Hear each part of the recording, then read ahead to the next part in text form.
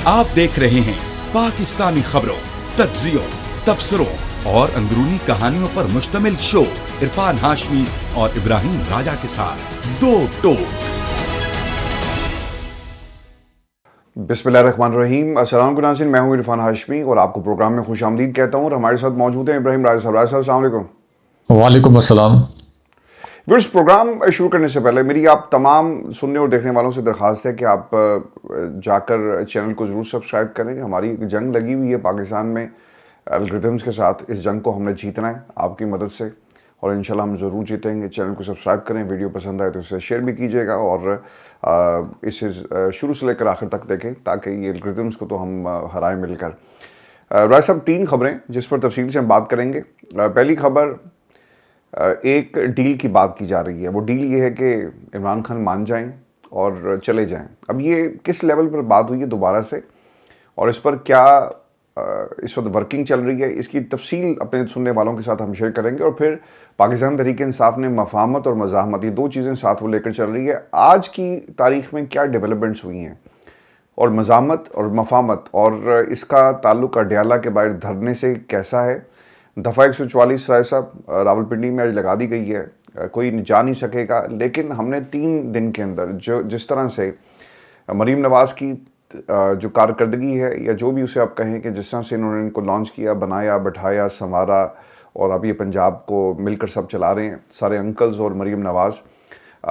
एक तरफ 3 साल की कारकर्दगी और एक तरफ 72 घंटे। सुहेल अफरीदी की ये 72 घंटे कितने इम्पॉर्टेंट थे और सुहेल अफरीदी ने इन 72 घंटों में तख्ते लाहौर को, पंजाब को किस तरह से टक्कर दी और पंजाब इस वक्त कहाँ स्टैंड करता है, वहाँ से कौन सी आवाज़ आ रही है, ये भी सुनाएंगे अपने तमाम देखने और सुनने वालों को। राज साहब, लेकिन जो सबसे इम्पॉर्टेंट खबर है वो है हमने कल बड़ी तफसील के साथ अपने पिछले प्रोग्राम में जरदारी साहब की ये जो कहते हैं ना कि मैं इत्थे खलोता हूँ और मैं खड़ा हूँ आज, और जिसने जो करना है, इसकी एक पूरी हिस्ट्री है। और आने वाले कल के अंदर इस खबर का जो ताल्लुक बहुत ही इंपॉर्टेंट है वो ये है कि एक नई बसात जो है वो बिछाई जा रही है।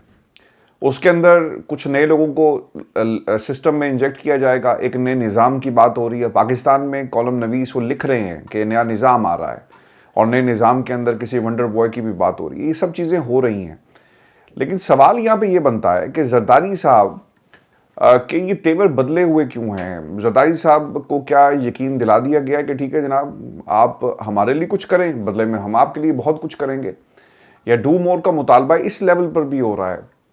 जरदारी साहब, राय साहब वो शख्सियत हैं पाकिस्तान की तारीख में, इनके ऊपर 54 से ज़ायद मुकदमात थे और ये कोई आम मुकदमात नहीं है। इनके ऊपर मनी लॉन्ड्रिंग, इनके ऊपर एक्सटोर्शन, इनके ऊपर किडनैपिंग, इनके ऊपर, और इंटरनेशनली इसको रिपोर्ट किया गया। वॉशिंगटन पोस्ट ने इसको रिपोर्ट किया है, दुनिया के बड़े बड़े अखबारात ने रिपोर्ट किया। एक बंदा लंदन से उठा राय साहब और चला गया पाकिस्तान।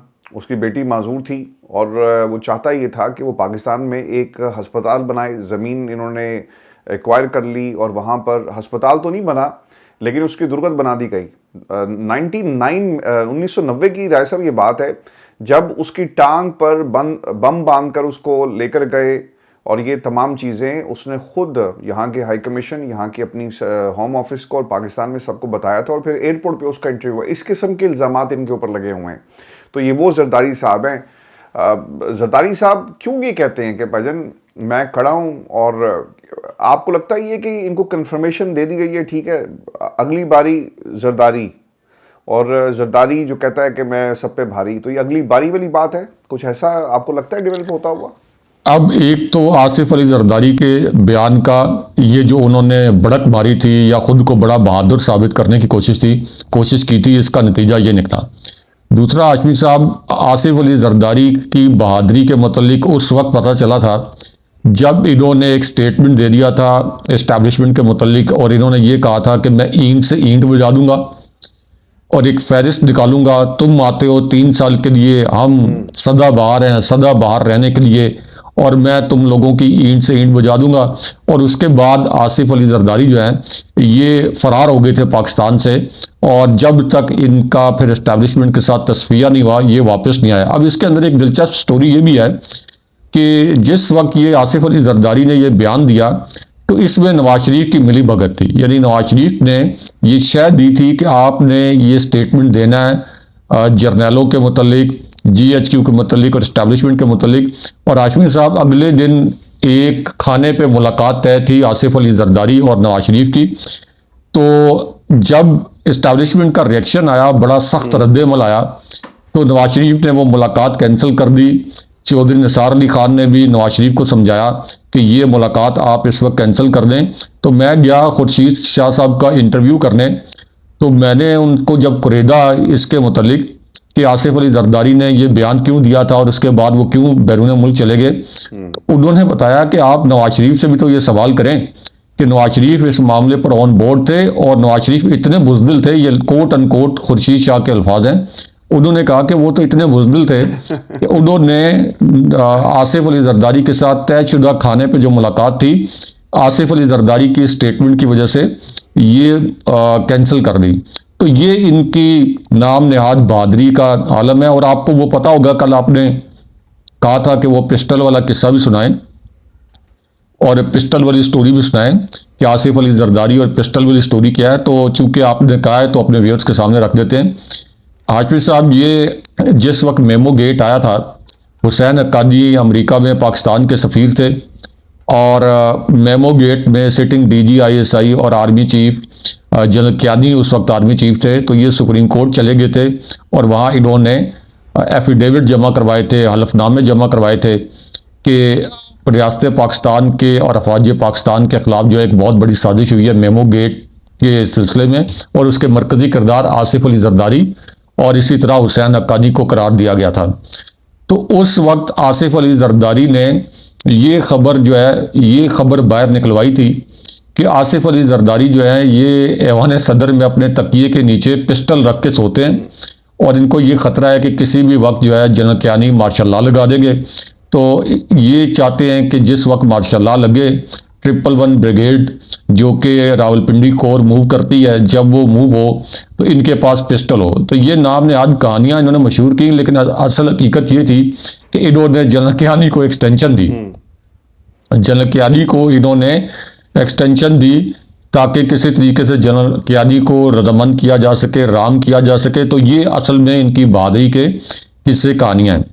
अब आसिफ अली जरदारी ये जो बयान दिया है इन्होंने अभी रिसेंटली अपनी तरफ से खुद को बड़ा बहादुर साबित करने के लिए, इसका उल्टा नुकसान हुआ है। अब जो आपने कहा कि क्या आसिफ अली जरदारी को कोई लालच दिया गया है या आसिफ अली जरदारी ये समझते हैं कि कोई बिलावल जरदारी का कोई आउटसाइड चांस बन सकता है, तो उसका जवाब है नहीं। आसिफ अली जरदारी ये नहीं समझते कि बिलावल जरदारी को कोई इस्टेब्लिशमेंट आगे जाके प्राइम मिनिस्टर बना देगी। आसिफ अली जरदारी इस वक्त अपना जो सदारत का ओहदा है इसको मजबूत कर रहे हैं। ये स्टोरी हमने कल के प्रोग्राम में की थी, रिपीट नहीं करेंगे, मुख्तसरन में बता देता हूँ कि इस वक्त जो NFC अवार्ड का फार्मूला है उस पर जो इस्टेब्लिशमेंट और पीपल्स पार्टी के दरमियान एक तनाज़ा है, तो उस तनाज़े को हल करने की कोशिश कर रहे हैं कि इस्टेब्लिशमेंट से नाराज़ी भी ना हो, हमारा जो हिस्सा है पूरा सिंध का वो भी हमें मिले, और अगर वो हिस्सा ना भी मिले तो चलें इस्टेब्लिशमेंट जिस तरीके से हमसे नाराज़गी का इजहार कर रही है उस तरह से हमारे जो गवर्नर लगे हुए हैं वो लगे रहें, हमारे जो सदर लगा हुआ है वो सदर लगा रहे, हमें जो मराहत मिल रही हैं वो मिलती रहें। तो ये है इनकी ये जो पूरी तकरीर थी इसकी कहानी। अच्छा राज साहब, ये जो बात हो रही है कि खान साहब के पास ऑप्शंस, क्या ऑप्शंस हैं जो दिए गए और किस लेवल के ऊपर अब ये बात हो रही है, इस पे भी ज़रा ब्रीफ करें। और फिर हमारे पास जो खबर है पाकिस्तान को छोड़कर जाने वालों की कहानी, ये भी हम सुनाएंगे, और कितनी कंपनियां चली गई हैं। और अरस्तु साहब ये कहते हैं कि हमें 2035 तक अपनी एक्सपोर्ट को पता नहीं कहाँ लेकर जाना है। सब ये क्या हुआ पाकिस्तान के अंदर खान साहब के हवाले से, ये जो हाई लेवल एक मीटिंग हुई है जिसमें सब कुछ हो रहा है, क्योंकि दूसरी तरफ जो डेवलपमेंट्स हैं वो हैं मज़ामत और मफामत की। उस तरफ भी मैं आता हूँ, जो सोहेल अफरीदी साहब जो बयानियाँ लेकर चल रहे हैं और जिस तरह से उन्होंने हालात को बदला है। देखिए हाशमी साहब, एक दो ब्रीफिंग्स ऐसी हैं जिनका मैं ऐनी शायद हूँ, मैं वहाँ मौजूद था, और जब आप इस किस्म की ब्रीफिंग में मौजूद होते हैं तो वहाँ से आप कुछ पल्स लेते हैं। मिसाल के तौर पर अगर आप नून लीग की ब्रीफिंग में बैठे हों तो बजाय इसके कि वो आपको कोई ख़बर दें, वो अपनी जानिब से आपको हालात हाज़रा के मुतालिक बताएंगे, लेकिन आपको पता चल जाता है कि ये अब किसी ख़ास मामले पर क्या पॉलिसी अपनाने जा रहे हैं। इसी तरह आप जब फ़ौजी भाइयों के साथ बैठें और उनके साथ कोई ब्रीफिंग अटेंड करें या किसी खाने वगैरह पे बैठें, तो आपको पता चल जाता है, वो पल्स आप ले लेते हैं कि इस वक्त फौज की पॉलिसी क्या चल रही है, और इसी तरह दीगर जो आपके स्टेक होल्डर्स हैं उन्हीं के साथ। तो एक तो सबसे पहले ये सिलसिला उस वक्त शुरू हुआ था हाशमी साहब, अगस्त में इमरान खान साहब की गिरफ्तारी से पहले। तो हम एक बड़ी हाई प्रोफाइल ब्रीफिंग थी, उसमें नून लीग के कुछ लोग भी मौजूद थे, कुछ आला तरीन स्टेक होल्डर्स भी मौजूद थे। तो वहाँ पे मैं मौजूद था, एक और ब्यूरो चीफ मौजूद थे, 2 और सीनियर साफ़ी। तो वहाँ पे ये बताया गया कि इमरान खान साहब जो है बैरून मुल्क जा रहे हैं। अब ये बड़ी हैरानकुन बात थी, और जाहिर है कि जब इस तरह की गपशप होती है तो फिर साफ़ी भी अपना फीडबैक देते हैं। तो मैंने बतौर साफ़ी अपना फीडबैक दिया, मैंने कहा ये खबर आप लोगों की ठीक नहीं है। मैंने कहा इमरान खान बाहर नहीं जा रहे। उन्होंने कहा नहीं, बात हो गई है, इमरान खान बाहर जा रहे हैं, उनको मैसेज कन्वे कर दिया गया है और वो बाहर चले जाएंगे। खैर वहाँ पे काफ़ी इस पे बातचीत हुई, कुछ दलाइल के साथ, कुछ मफरूज़ों के साथ। तो पता ये चला, पल्स ये मिली कि इमरान खान साहब को ये पैगाम दिया गया कि आप बाहर चले जाएं बैरून मुल्क, तो आपकी गिरफ्तारी नहीं होगी, आपको गिरफ्तार नहीं किया जाएगा। अच्छा, चूंकि पैगाम देने वाले बड़े कॉन्फिडेंट थे कि इमरान खान साहब को इतने मुकदमात की धमकियां दी गई हैं, और इमरान खान साहब को ये बताया गया है कि अगर आप बाहर ना गए तो उसका अंजाम क्या निकलेगा, यानी पीटीआई को कुचला जाएगा, पीटीआई की क़यादत को गिरफ्तार किया जाएगा, इमरान खान साहब को जाली केसेस के अंदर लंबी सजाएं सुना दी जाएंगी, उनके अहले खाना को तंग किया जाएगा, बुशरा बीबी साहिबा पर केसेस बनाए जाएंगे। तो इस तरह का पैगाम भेजा गया था। और दूसरी तरफ उनको ये पैगाम भेजा गया था कि अगर आप बाहर चले जाएं तो आप जो है, जिस तरह मियाँ नवाज शरीफ वहाँ से सियासत में हल्के फुल्के एक्टिव रहे, और फिर बेनज़ीर भुट्टो साहिबा, तो मुनासिब मौके पे आप वापस भी आ सकते हैं, लेकिन फिलहाल आप इस निज़ाम को छोड़ के बाहर चले जाएं। तो उनका अपना कॉन्फिडेंस था बताने वालों का। लेकिन एक साफ़ी के तौर पर, चूंकि पीटीआई को भी हम कवर करते थे, नून लीग को भी कवर करते थे, और इसी तरह जीएचक्यू की खबरें भी इकट्ठे करते थे, तो जो हमारी पीटीआई की पल्स थी वो ये थी कि इमरान खान बाहर नहीं जाएंगे। तो 2 इनपुट मैंने बतौर साफ़ी दिए। मैंने कहा एक तो मेरी इतला ये है और मेरा तजिया भी है कि इमरान खान बाहर नहीं जाएंगे, और अगर इमरान खान आपकी बात मान भी लें कि बाहर चले भी गए, तो ये याद रखें कि उनकी मकबूलियत में कोई कमी नहीं आएगी, क्योंकि लोग उनको हर सूरत में चाहेंगे, और लोगों को पता है कि वो अगर बाहर भी चले गए तो उसके पीछे कोई कॉज होगी।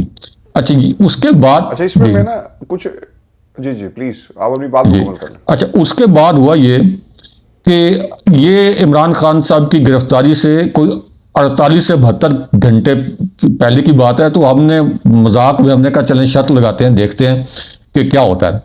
तो उस पर हमारी शर्त वगैरह भी लगी। तो बाद में पता ये चला कि इमरान खान साहब को वो लास्ट 72 आवर्स दिए गए थे। इमरान खान साहब की जब गिरफ्तारी हुई तो उन 72 घंटों में स्टेक होल्डर्स पूरे पुरुमीद थे कि हमने इतना डरा धमका दिया है, इतना दबाव डाल दिया है कि खान साहब बाहर चले जाएंगे। तो ये उस वक्त जो है, ये खान साहब ने ये ऑफर कबूल नहीं की। उसके बाद एक और ऑफर जो है ये खान साहब को की गई रिसेंट पास्ट के अंदर। और ये मतलब एक तो स्टोरी पहले आ चुकी है कि जो बुशरा बीबी साहिबा से मुलाकात हुई थी बनी गाला के अंदर, और फिर ये कहा गया बुशरा बीबी साहिबा को कि आप खान साहब को कन्विंस करें और खान साहब को बताएं कि वो अगर मामलात को कुछ टोन डाउन कर दें तो फिर जो है उनकी रिहाई की कोई सूरत हो सकती है। एक रिसेंट पास्ट में भी एक कोशिश हुई थी और इमरान खान साहब को ये कहा गया था कि आपको आपकी पसंद की जगह पर मुंतकिल कर देते हैं, लेकिन उसके लिए जो मेन शर्त रखी गई थी, वैसे 4 शराइत थी, 3 शराइत हम पहले भी डिस्कस कर चुके हैं, लेकिन उसके अंदर मेन शर्त ये थी कि मौजूदा निज़ाम के जो आप ये कह लें कि टॉप शख्सियात हैं, मौजूदा निज़ाम की टॉप शख्सियात और मौजूदा निज़ाम और इस्टेब्लिशमेंट के मुतालिक आपने किसी किस्म के कोई बयानात नहीं देने, कोई तहरीक नहीं चलानी, और उसके नतीजे में आप अगर किसी रेस्ट हाउस में जाना चाहते हैं वहाँ चले जाएं, केपी में जाना चाहते हैं केपी में चले जाएं, बनी गाला में जाना चाहते हैं, कोई आपकी नकलो हरकत पे पाबंदी नहीं होगी, लेकिन आप ये खामोशी आपको जो है ये अख्तियार करना पड़ेगी। और ख़ास तौर पर जो इमरान खान साहब के जारियाना स्टेटमेंट्स होते हैं ये बिल्कुल भी नहीं। अच्छा वो नहीं गए, वो गए ना उन्होंने, आपको याद है ना कि ऐसा, मैं तो खैर उस चीज़ का आई विटनेस भी हूँ कि अमेरिका से डॉक्टर्स, मैंने उनके एक्सटेंसिव इंटरव्यू किए कि पाकिस्तान के खैर खाओं का एक ग्रुप है वो भी जाना चाहता है, वो गए, उन्होंने मुलाकातें भी की वहाँ पे इमरान खान तक पैगामात भी भेजे गए, लेकिन कुछ नहीं हुआ। वो ऐसा लगता था कि एक ट्रैप है और इमरान खान को ये इस ट्रैप के अंदर फंसा कर उनकी सियासत को ख़त्म करना चाहते हैं। लेकिन इनके साथ सियासत कर करके और पूरी देखें जिस पिच के ऊपर इस वक्त इमरान खान खेल रहे हैं, आपका पूरा इत्तेहाद, तमाम सियासी जमातों का इत्तेहाद जो पिछले 78 वर्षों से पाकिस्तान की इस्टेब्लिशमेंट की मदद से राय साहब दूसरी तरफ खड़ा है और इमरान खान के साथ उनका मुकाबला हो रहा है। तो उस बंदे का जो तजर्बा है और जो उसका एक्सपीरियंस है, मेरा ख्याल है कि इस विकेट पे खेलने का इन सबसे ज़्यादा हो गया है कि आपने नून लीग के साथ कैसे निपटना है, आपने इस्टेब्लिशमेंट के साथ किस तरह से बात करनी है, इनकी क्या चाल है, इनकी क्या कौन सी इस वक्त ये हिकमत अमली के साथ इमरान खान को गिराना चाहते हैं, और फिर पीपल्स पार्टी जो है वो क्या धोखा देगी इमरान खान को किस तरह से। तो मेरा ख्याल है कि इमरान खान ने बहुत पहले ये पल्स जो थी इसको रीड किया है और उसका नतीजा ये निकला कि आज भी वो डील करने के लिए तैयार नहीं है। अच्छा, एक इसके अंदर मैं छोटी सी खबर ऐड कर दूं कि एक आपको पता है मूव हुआ था कि शाह महमूद कुरैशी को पहली मरतबा जब रिहा किया गया था, उनको 2 मरतबा गिरफ्तार किया गया था। पहली मरतबा जब रिहा किया गया तो शाह महमूद कुरैशी के जरिए भी इमरान खान साहब को ये पैगाम भेजा गया था। ये भी खुद यानी एक हाई प्रोफाइल ब्रीफिंग, उसके अंदर ये हमने पल्स ली कि उनके जरिए भी पैगाम भेजा गया था खान साहब को।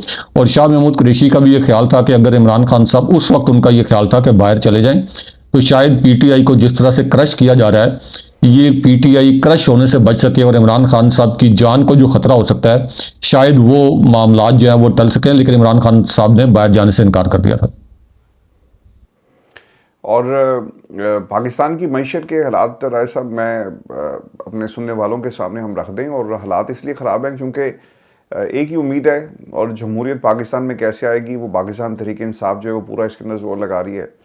राय साहब, आज पाकिस्तान में अगर आप एक किसान के तनाजुर में देखें ना तो पता ही चलता है कि जो खाद की बोरी है 50 किलो की, उसकी कीमत है जी 15,000 रुपये, और आलूओं की बोरी 122 किलो की बोरी सिर्फ 1200 रुपये में तो ये हमारी मईशत का इस वक्त हालत है। हैविंग सेड दैट, कुछ फिगर्स अपने सुनने वालों के साथ शेयर करें and then we move to मज़ामत एंड मफामत। ये बताना इसलिए ज़रूरी है कि यहाँ पर मफामत और मज़ामत की तो कोशिश हो रही है, इमरान खान की रिहाई की भी, लेकिन वो हुकूमत जो बुलंदो बांग दावे और 2035 तक रहने की ख्वाहिश लेकर इस वक्त आपके लिए ये पूरी इस वक्त हिकमत अमली तैयार करी है इमरान खान को जेल में रखने की।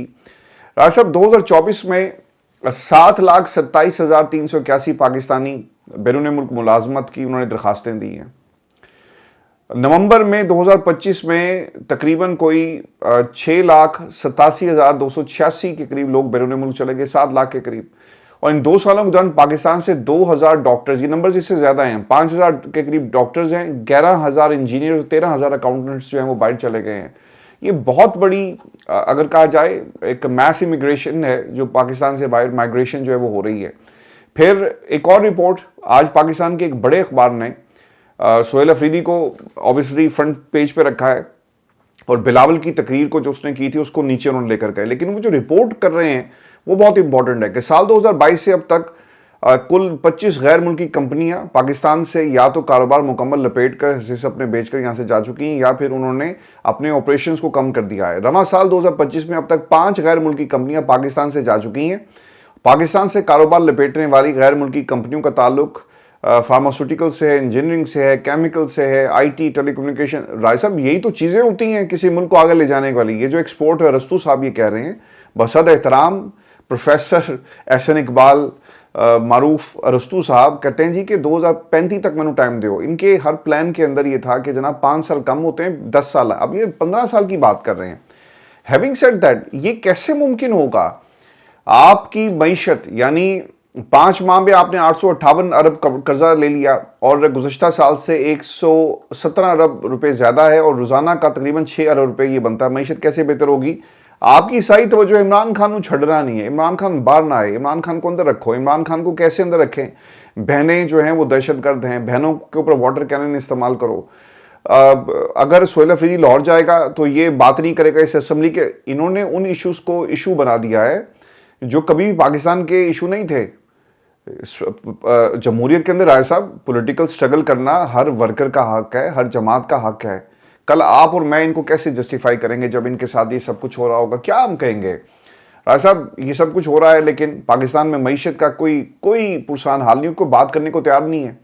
कराची की एक मिसाल है, एक बच्चा गटर में गिर के अपनी जान जो है उसे चला गया, आज फिर वही वाकया हुआ। मेरे कराची जो है उसको कुछ फ़र्क नहीं पड़ता और वो कहता है कि मैं कराची वालों को खबर देना चाहता हूँ खुशखबरी।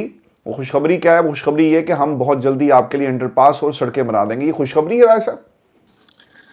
हाशमी साहब, एक तो एहसन इकबाल साहब जो हैं ये कोई मईशतदान नहीं है और ये उस ट्रक के ड्राइवर हैं जिसकी बत्ती के पीछे पूरी कौम को लगाया जाता है। ये उसी ट्रक के ड्राइवर हैं क्योंकि इन्होंने पहले, आपको याद होगा कि इन्होंने एक कहा था कि विजन 2010 कि 2010 तक पाकिस्तान जो है वो एशियन टाइगर बन जाएगा। फिर इन्होंने एक मरतबा फिर जब नून लीग की हुकूमत आई इन्होंने कहा विजन 2020, अब ये कह रहे हैं विजन 2035, विजन 2035। अब ये उड़ान जी, तो जब 35 भी आ जाएगा 2035 फिर ये कहेंगे 2135। कम से कम जो है ये हमारी जिंदगियों में नहीं होगा। और वो जो गैंग्स ऑफ वासेपुर का डायलॉग है ना एक, कि तुमसे ना हो पावेगा, तो ये एहसन इकबाल साहब से और नून लीग की हुकूमत से ना हो पावेगा।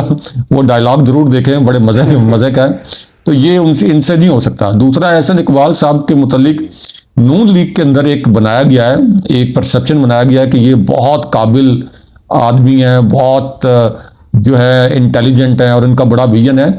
ये नून लीग के अपने दिमाग अगर देखें ना, नून लीग के अपने रहनुमाओं के कंपैरिजन करें तो शायद उस लिहाज से एहसन इकबाल उनके अंदर एक नुमाया हैसियत रखते होंगे, क्योंकि नून लीग के अंदर सारे कोई ऐसे इंटेलिजेंट दिमाग नहीं है, तो इसलिए उनको लगता है। वरना एहसन इकबाल साहब का जो विजन है ये सबको पता है कि एक प्रोफेसर, यानी एक प्रोफेसर के मुतालिक जो आप ये कह सकते हैं कि टीचिंग कर सकते हैं, बहुत अच्छे तरीके से बच्चों को समझा सकते हैं, तो वो प्रोफेसर के तौर पर तो उनका एक विजन हो सकता है। यानी मैं किसी प्रोफेसर के विजन को तनकीद का निशाना नहीं बना रहा, मैं ये कह रहा हूँ कि एक प्रोफेसर के तौर पर तो उनका विजन हो सकता है, लेकिन एक स्टेट्समैन के तौर पे या एक मईशतदान के तौर पर जो कि कोई जिस तरह का प्लान ये बनाते थे विजन 2010, 2020, 2035, उस किस्म का इनके पास कोई विजन नहीं है। ये हर मर्तबा मुकम्मल तौर पर फ्लॉप हुए हैं। ये जब प्लानिंग डिवीजन में भी थे वहाँ भी ये फ्लॉप थे, यहाँ तक कि शायद खाकान अब्बासी के साथ भी इनकी और ख्वाजा आसिफ के साथ भी इनकी नहीं लगती थी उस वक्त, क्योंकि प्लानिंग डिवीजन में इनके पास जितने प्रोजेक्ट्स जाते थे ये रोक के बैठ जाते थे, तो वो भी लड़ते रहते थे, रोक के बैठ जाते थे, तो वो प्लानिंग डिवीजन में भी ये नाकाम रहे। तो इसलिए एहसन इकबाल साहब जो हैं ये आखिरी मरतबा ये अगर कहीं लाइमलाइट में आए हैं तो उस एपिसोड की वजह से आए हैं जिसमें इनसे ज़बरदस्ती कैमरा बंद करवाया गया और उसकी वजह से ये खबरों वगैरह में आ गए। वरना अब नून लीग को भी पता है कि इन तिलों में तेल नहीं है, तो वो उनको कोई ज़्यादा इस हवाले से अहमियत नहीं देते। सवाल ये कि मुलाकात राय साहब बड़ी इंपॉर्टेंट है इमरान खान से, और ये दोबारा मुलाकात आसार यही बता रहे हैं कि नहीं होगी। दफ़ा 144 लगा दी गई है रावलपिंडी के अंदर, और मकसद ये है कि काफ़िले इमरान खान की बहनों के साथ ना चलें। एक वर्कर बहुत ज़्यादा चार्ज नज़र आता है। वो जो हमने खुफिया इदारों की रिपोर्ट दी थी ना कि किसी बड़ी तहरीक की तैयारी है, राय साहब मुझे लगता है कि उन्होंने ये भी खबर दे दी है कि 72 घंटों का जो एक्शन हुआ है सुहेल अफरीदी की तरफ से पंजाब में, लाहौर में, सरगोदा में, लाहौर की सड़कों पर और आवाम जिस तरह से निकली, ये 72 घंटे किसी को बहुत भारी पड़ने वाले हैं। और इसके बाद इन्हें मजबूरी में दफ़ा 144 लगानी पड़ी कि वर्कर तो चार्ज हो गया, अगर आप वाटर कैनन बहनों पे इस्तेमाल करते हैं तो वर्कर पहले से बड़ी तादाद में वहाँ पर पहुँच जाते हैं। तो अब तो लाहौर भी चार्ज है, सरगोदा से भी ऐसे ही विजुअल्स देखे, पंजाब चार्ज है। तो अब तो हमने पहुँचना ही पहुँचना है, और पाकिस्तान तहरीक इंसाफ हमें एक तरह से कहते हैं ना कि एक नई रूह फूंक दी है। तो Suhel Afridi is one of the person जिसने ये जाकर लाहौर में काम किया है। कितनी इंपॉर्टेंट ये मुलाकात है, क्योंकि हमें एक ये चीज़ समझनी चाहिए कि मज़ाहमत और मफामत, जब आप पाकिस्तान तहरीक इंसाफ के दोस्तों से बात करते हैं तो ये कहते हैं कि भाई इन हालात में तो इनसे बात नहीं हो सकती और ना ही हम बात करेंगे। और अब now what they are saying is कि जनाब हमने तो अब मज़ाहमत ही करनी है, जब मज़ाहमत करेंगे तो फिर और मज़ाहमत हम करेंगे, मफामत जो है वो तहरीक तहफ़्फ़ुज़ यानी पाकिस्तान। सर प्रॉब्लम इसमें यह कि अगर एक ही जमात में ही कुछ लोग होते ना, तहरीक तहफ़्फ़ुज़ यानी पाकिस्तान के साथ मसला ये है कि वहाँ पे पाकिस्तान तहरीक इंसाफ की नुमाइंदगी नहीं है। आप उस प्लेटफॉर्म के ऊपर वहाँ पे और शख्सियात हैं जिनकी एक अपनी पहचान है, एक अपनी उनकी पॉलिटिकल स्टैंडिंग है। ये किस तरह से तफरीक होगा, किस तरह से आप इसे डिवाइड कर सकते हैं कि तहरीक इंसाफ मज़ामत कर रही है और वो मफामत कर रहे हैं और उस मफामत को तहरीक इंसाफ कबूल करेगी? ये ज़रा समझाएं हमें। हाशमी साहब, केड़ी मफामत? कोई मफामत वगैरह नहीं है। ये तो वही कह रहे हैं, पाकिस्तान तहरीक इंसाफ वाले भी यही कह रहे हैं, केड़ी हाँ जी। मफामत है? तो वो चूंकि पंजाबी में लोगों को समझाना जरूरी होता है कि केड़ी मफामत, ताकि उनको समझ आ जाए। आप एक लम्हे के लिए तसव्वुर करें कि अगर पीटीआई ने मजामत ना की होती, पीटीआई डी चौक में ना आई होती, पीटीआई ने बड़े बड़े जलसे ना किए होते, तो क्या पीटीआई के साथ ये जो अभी मुज़ाकरात की दावत दे रहे हैं शहबाज शरीफ, और जो इंटेलिजेंस रिपोर्ट हमने शेयर की थी कि एक बहुत बड़ा धरना प्लान किया जा रहा है, तो ये इन मुज़ाकरात की दावत भी देते। मफामत अगर होनी होती तो 850 से ज़ायद दिन जो इमरान खान साहब को कैद हुए, इन्होंने कैद किया हुआ है, तो ये मफामत हो चुकी होती। कोई मफामत नहीं, और मफामत होती है मज़ामत से। अगर आपके पास ताकत है तो दूसरा ताकतवर फरीक आपके साथ मुज़ाकरात करेगा। मिसाल के तौर पर आम लोगों को समझाने के लिए रोज़मर्रा ज़िंदगी की मिसाल देते हैं। आपका किसी के साथ झगड़ा हो गया और वो बहुत ताकतवर शख्स है और आप बहुत कमज़ोर हैं, या आप बहुत कमज़ोरी का मुजाहरा कर रहे हैं, तो वो आपसे मफामत करेगा या आप पे मज़ीद चढ़ाई करेगा? वो तो आप पे मज़ीद चढ़ाई करता जाएगा। अगर आप मज़ामत करेंगे, अगर आप बताएंगे कि मुझ में भी ताकत है, अगर आप ये बताएंगे कि ठीक है आप ताकतवर हैं लेकिन मुझ में भी इतनी ताकत है कि मैं भी आपको नुकसान पहुंचा सकता हूं, मैं भी आपकी रिप्यूट डैमेज कर सकता हूं, मैं भी कुछ आपके खिलाफ कर सकता हूं, तो तब वो पीछे आएगा, तब अपने कदम पीछे हटाएगा, तब जाके वो मफामत की तरफ आएगा। वरना अगर आप मार खाते रहेंगे तो उसने जहां आपको 4 लपड़ लगाने हैं, 4 मुक्के लगाने हैं, 4 घूंसे लगाने हैं, वो आपको 400 घूंसे मारेगा, 400 थप्पड़ मारेगा। तो ये जो फार्मूला लड़ा रहे हैं मफामत, ये कोई फार्मूला नहीं है कि मफामत से कोई मामलात अब हल नहीं होने। मफामत का वक्त जो है वो ख़त्म हो चुका है, निकल चुका है। इसका मतलब ये नहीं है कि पीटीआई को पुरतशद्दुद एहतजाज की जानिब जाए। पीटीआई के पास इतनी बड़ी अफरादी कुव्वत है, इतनी बड़ी स्ट्रीट पावर है कि वो बड़े पुरअमन तरीके से पूरे मुल्क से लोग लाके एक बहुत मौसर एहतजाज कर सकती है, डिसाइसिव एहतजाज कर सकती है, फैसला कुन एहतजाज कर सकती है। दूसरा, जो आपने सुहेल आफरीदी के मुतालिक बात की, सबसे पहले तो मरियम नवाज साहिबा को उन लोगों को कान पकड़वा देने चाहिए जिन्होंने मरियम नवाज साहिबा का शाह से ज़्यादा शाह का वफादार वाला उन्होंने सबूत देने की कोशिश की, और उनको ये मशवरा दिया कि सुहेल आफरीदी के रास्ते में रुकावटें खड़ी की जाएं, पुलिस से इनका रास्ता रुकवाया जाए, मोटरवे पर जो रेस्टोरेंट्स हैं उनको ये कहा जाए कि इनको खाना नहीं देना। आप एक लम्हे के लिए तसव्वुर करें कि ये कितने बेवकूफ़ हैं, इनमें कोई सियासी बलूगत नहीं है। एक लम्हे के लिए तसव्वुर करें कि अगर सुहेल आफरीदी निकलते हैं केपी से, किसी किस्म की कोई रुकावट नहीं होती, स्मूथली वो 4-6 घंटे में पहुंच जाते लाहौर, अपना जलसा वगैरह करते और वहां से वो वापस आ जाते, तो क्या हेडलाइनें बनती? ज़्यादा से ज़्यादा 2 हेडलाइनें बनती। एक, सुहेल आफरीदी लाहौर पहुंच गए, दूसरी ये कि सुहेल आफरीदी ने वहाँ पे कोई रैली की या लोगों से मिले अपने तहरीक इंसाफ। इससे ज़्यादा कोई वहाँ पे हेडलाइन नहीं बननी थी। जब आपने उनको रेस्टोरेंट्स के अंदर खाना नहीं खाने दिया, वो एक अलग हेडलाइन बन गई। जब आपने मज़ार इकबाल के ऊपर लाइट्स ऑफ कर दी, वो एक अलग हेडलाइन बन गई। जो आपने अपने टाउट साफियों के जरिए उनसे बेहुदा सवालात करवाए, वो एक अलग हेडलाइन बन गई। फिर वो एक बड़ी अनफॉर्चुनेट सिचुएशन पैदा हुई कि जहाँ पे रिएक्शन में कुछ ऐसे अल्फाज बोले गए जिनको मैं बिल्कुल मुनासिब नहीं समझता। वो अल्फाज भी नहीं बोले जाने चाहिए थे जो केपी के एक वजीर ने बोले। लेकिन इसी तरह जो पुलिस के जरिए उनके एमपीएस पर हमला करवाया गया, तो ये फिर हुआ ये हाशमी साहब कि पूरा आपका जो एक डिजिटल मीडिया का पूरा स्पेक्ट्रम है, पूरा जो सोशल प्लेटफॉर्म्स हैं, वो सारे सुहेल आफरीदी से भर गए। सुहेल आफरीदी को रोक लिया, सुहेल आफरीदी बाजार पहुंचे, लाइटें बंद कर दी, मज़ार इकबाल की लाइटें बंद कर दी। तो उसमें सुहेल आफरीदी इतनी बड़ी लाइमलाइट में आ गए कि मरियम नवाज जीरो हो गई और सुहेल आफरीदी हीरो बन गए। तो इसलिए मरियम नवाज साहिबा को ये पिछले 5 दिन वैसे भी जीरो ही, अनफॉर्चुनेटली प्रॉब्लम ये है ना कि वो जिस रास्ते से आप पाकिस्तान की सियासत में जब राय साहब आते हैं ना, तो फिर यही होता है। वो रास्ता क्या है? वो रास्ता है राय साहब कि आपने अवाम के रास्ते से नहीं आना। वो रास्ता जो कहते थे कि हमें मालूम है, वो उसी रास्ते पे चल निकले जिस पे उन्होंने कसम खाई थी कि हम कभी नहीं जाएंगे। जमहूरियत के अंदर लोगों के साथ कनेक्ट किया जाता है ना। आम आदमी की सियासत आप जब नहीं करते तो आप फिर डरेंगे ना। वहाँ पर भी फिल्म शूटिंग ही होगी कि इसे कहाँ खड़ा करना है, किसने क्या डायलॉग अदा करना है। तो वो सारे स्टेज एक्टर्स हैं, कोई एक्स्ट्राज हैं। जिसमें लाइमलाइट पे आप किसी सियासतदान को लाकर बैठा दें, तो फिर यही कुछ होता है। जिनको वोट की ताकत से इक़्तिदार मिलता है ना राय साहब, तो वो फिर सोहेल अफरीदी की तरह इसी तरह सड़कों पे फिरते हैं, उन्हें कोई परेशानी नहीं होती। मैं एक वीडियो देख रहा था, आई विश के वो हमारे प्रोड्यूसर साहब, डायरेक्टर साहब जो हैं, वो क्या नाम है उनका, एडिटर साहब का, वो लगा दें वीडियो जिसमें इमरान खान, सोहेल अफरीदी लिबर्टी चौक में एक बच्चे को ना वो छुड़वा कर लेकर आए पुलिस वालों से। सर वो राय साहब छोटा सा बच्चा है, वो खतरा बन गया इनके लिए। वो बच्चा ना अपनी लड़खड़ाती जुबान से कह रहा था, जिस तरह बच्चे होते हैं, वो टीनेजर, उसने कहा जी कि इनको तमीज़ नहीं है, इन्होंने मुझे पकड़ लिया, मैंने क्या किया ऐसा, मैं तो पाकिस्तान जिंदाबाद के नारे लगा रहा हूँ, हम सोहेल को देखने आए, सोहेल अफरीदी को देखने आए, मैं उनको शुक्रिया अदा करता हूँ, दैट्स ऑल ही सेड।